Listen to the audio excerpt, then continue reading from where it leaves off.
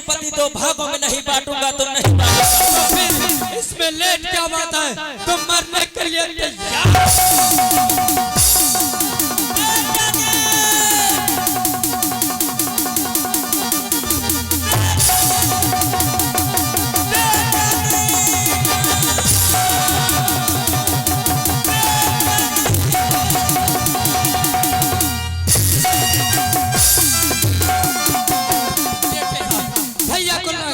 आवाज लगा दिया और मैं फिर भागता हूँ।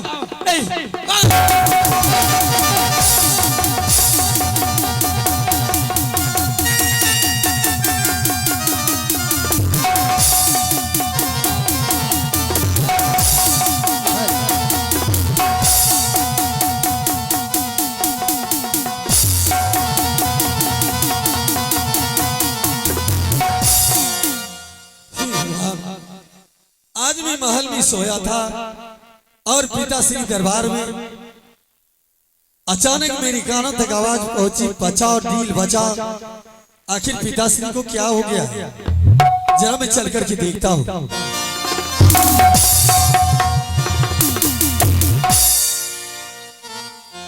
आश्चर्य, क्या पिताश्री पलंग पर नहीं सोए, वो नीचे जमीन पर लेट गए। जरा चल करके देखता हूं।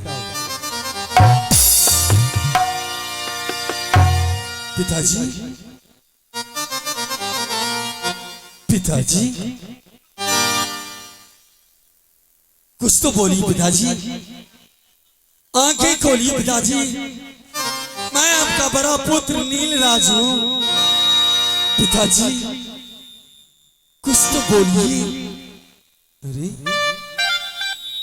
एक तो पिताश्री का क्या किया हुआ। पिताजी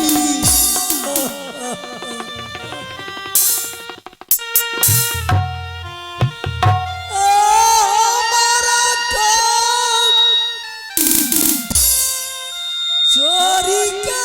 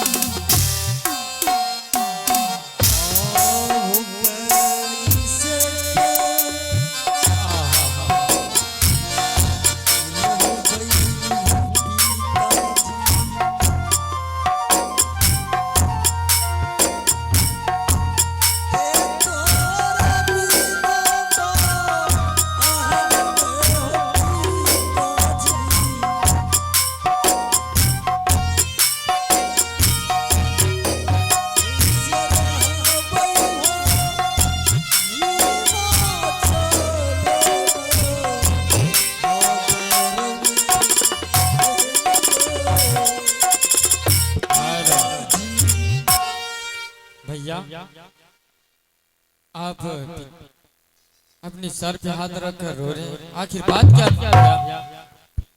कमलराज, हाँ भैया, आज मेरे महल में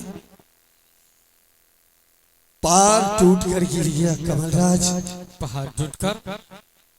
हाँ कमल। आखिर बात क्या है भैया, कृपया बताने का प्रयास करेंगे। भैया मैं महल में सोया था और पिताश्री दरबार में जब आधी रात हुई तो पिताश्री आवाज लगाया कि बचाओ नील बचाओ। मैं जब दौड़ कर आया तो देखा पिताश्री का हत्या किया हुआ है।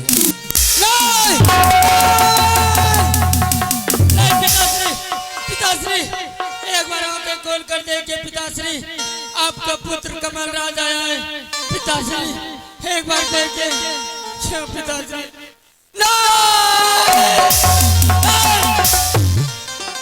भैया सबसे पहले आप बता सकते हैं ये पिताश्री का हत्या किसने किया है? नहीं कमल, मैं किसी को देखा ही नहीं हूँ, मैं किसका नाम बताऊं? मैं कहता हूँ भैया, आपके हाथों में रंगे हुए खंजर थे, आपने पिताश्री का हत्या किया है। नहीं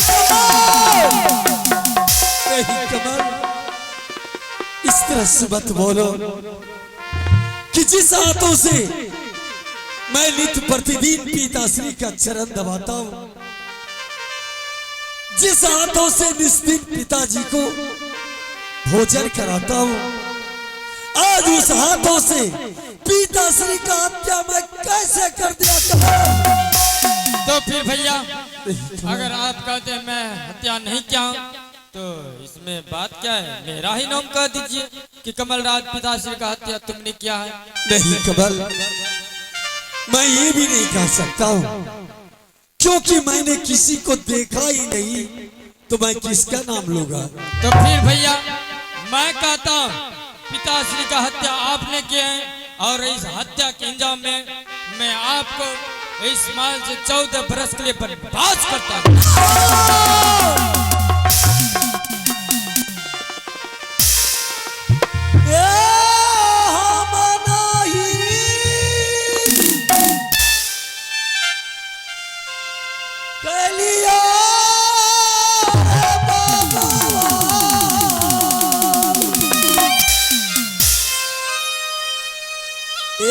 पिताजी के